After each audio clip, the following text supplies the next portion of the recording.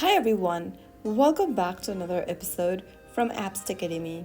In this video, we will be learning how to order food using Grab application. Ordering your food or favorite meal from Grab is super easy. Open the Grab application on your mobile device and log into your account.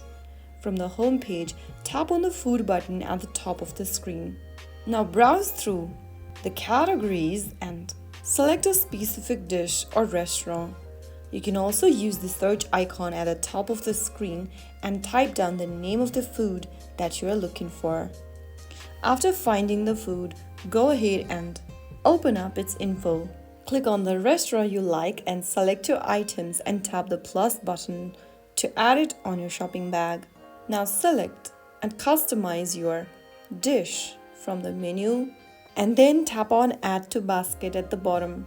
Now once you've added the item to the basket, you can open up the basket and click on Place Order. Before that, you need to double check your order, choose your delivery options, and then click on Place Order at the bottom. Now, your order is being sent. You can now track your order in real time through the app and get notified when your food arrives. So that's how you can easily order food using Grab.